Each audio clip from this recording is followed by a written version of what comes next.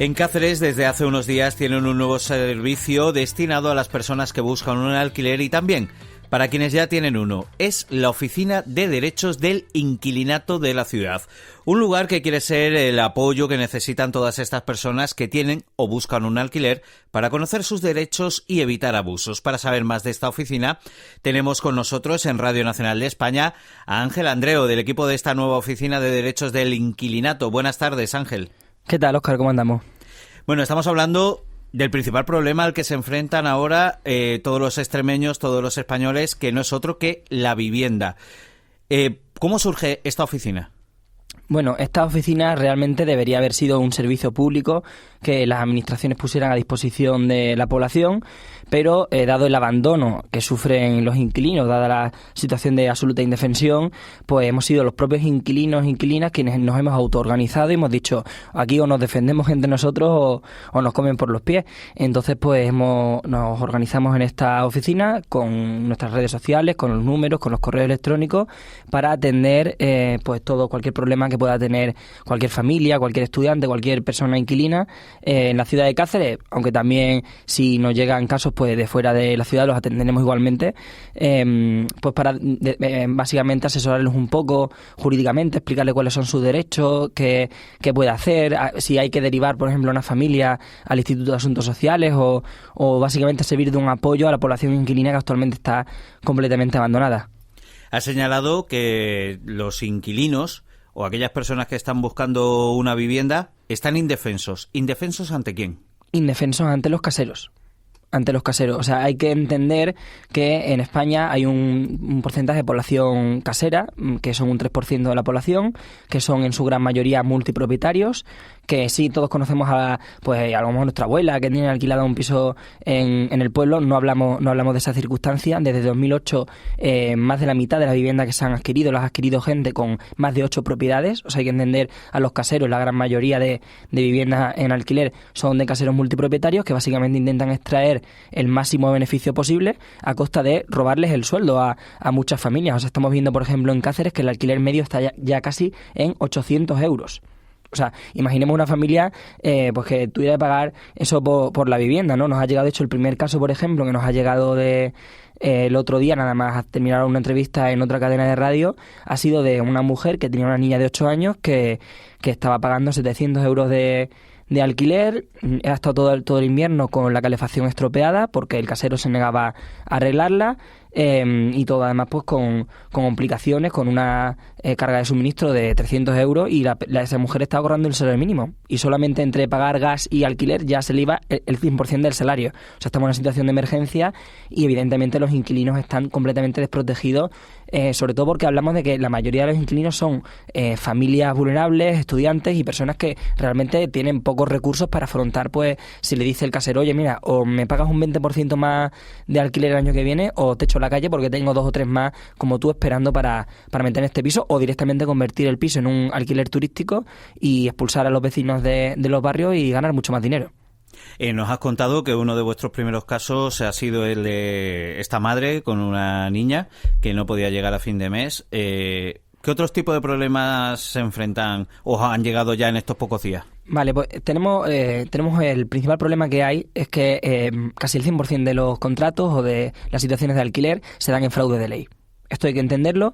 El mercado del alquiler está fuera totalmente de la legalidad porque el casero que no hace un alquiler abusivo, con subidas, por ejemplo, nos llegó un caso ayer que debían subir un 12% de un año para otro el alquiler, nos encontramos con que el casero directamente se reserva en el contrato el derecho a entrar en el piso cada vez que quiera. Imaginemos que el banco, por ejemplo, con el que tenemos nuestra hipoteca, pudiera entrar en nuestra casa pues sin nuestro consentimiento, ¿no? Eso es un allanamiento de morada, es ilegal, pero sin embargo muchos contratos, ilegalmente, con una cláusula abusiva, que es completamente ilegal, lo incluyen. O sea, que el casero pueda entrar en tu casa sin tu consentimiento. También tenemos, por ejemplo, esto se da mucho en Cáceres con el tema de los estudiantes, les hacen contratos temporales. Los contratos de alquiler temporal son solo para estancias muy breves que no constituyen morada.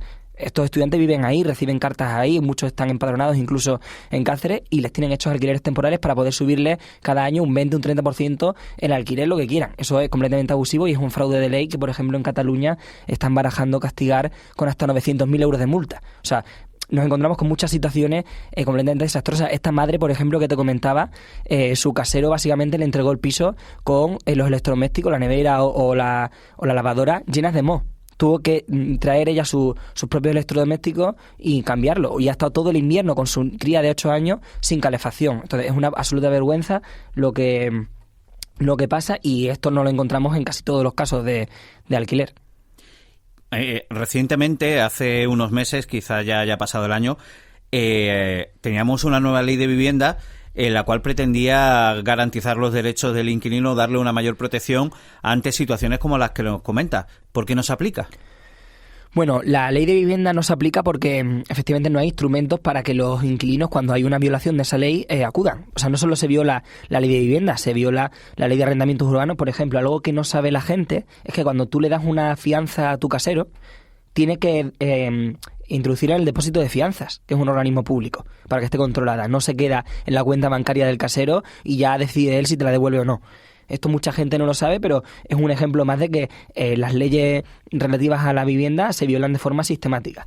En el caso de la ley de vivienda, nosotros desde la plataforma de estos alquileres abusivos y desde la Oficina de Derechos del Inquilinato, lo que le exigimos a la Junta de Extremadura de María Guardiola es que cumpla con la ley, porque aproximadamente, según nuestros cálculos, el 96% de los códigos postales de Extremadura son zonas tensionadas, porque Cáceres Capital ha sido la capital de provincia que más ha subido el alquiler el año pasado de toda España, y luego Cáceres Provincia ha sido también de las provincias las que más ha subido. Estamos hablando de subidas interanuales de entre el 20 y el 30%. O sea, son subidas completamente salvajes, ¿no? Y imaginanos que a la gente que nos está escuchando, que a lo mejor tenga una hipoteca para pagar su casa, imaginaos esas familias que os subieran un 20 o un 30% la hipoteca cada año. O sea, es algo completamente inasumible que está llevando a que muchos barrios de Cáceres hayan expulsado directamente a los vecinos, lo hayan sustituido por alquiler turístico para los alemanes o los ingleses que vienen a Cáceres, y ya directamente los estudiantes estén teniendo que irse. O sea, Cáceres, hablamos de que siempre ha sido una ciudad universitaria, y en los últimos años se ha perdido 1 de cada 5 estudiantes. Un 20% de los estudiantes de Cáceres han tenido que dejar de estudiar, se ha perdido de población estudiante. Entonces, estamos hablando de que está poniendo en crisis el modelo de ciudad que tenemos en Cáceres, pero también en el resto de Extremadura. Y no podemos hablar de que es que se nos despuebla Extremadura, se nos va la gente, cuando hay alquileres completamente inasumibles, ¿no? Y esto estamos hablando cuando en la propia Constitución, en el artículo 47, creo que es el 47, el 47, estoy hablando sí, el 47. El 47 de memoria, en el cual es el de derecho a la vivienda, y aparece que tiene que estar protegida de la especulación. Efectivamente, habla de la regulación del suelo para protegerla de la especulación, y es uno de los principios rectores de la política social. O sea que cuando un gobierno aprueba una ley o un decreto, debería fijarse precisamente en ese artículo. Y obviamente lo ignoran, y al igual que los caseros ignoran la ley de arrendamientos urbanos o la ley de vivienda. Nosotros estamos ahí siempre pues para echar una mano, para acompañar, pero hay que tener en cuenta que también somos inquilinos normales y corrientes autoorganizados. O sea, no somos un gran bufete de abogados que podamos enfrentarnos a los caseros. Al final estamos viendo ejemplos en Madrid o en Barcelona con los sindicatos de inquilinas que están consiguiendo parar desahucios de bloques enteros, por ejemplo, haciendo huelgas de alquiler, es decir, no os pagamos el alquiler. Y bueno, la gente incluso debería saber que si son una familia vulnerable, a lo mejor cobran 1.000 euros al mes y les exigen que paguen 900 euros de alquiler, la ley les ampara para que si en un momento dado no pueden pagar el alquiler y son familias vulnerables, el Estado se hace cargo de ese alquiler. Y mucha gente eso pues tampoco lo sabe. Hace falta mucho trabajo de pedagogía para explicar a la gente cuáles son sus derechos, que es algo que obviamente no interesa a mucha gente, y por eso pues la gente lo desconoce.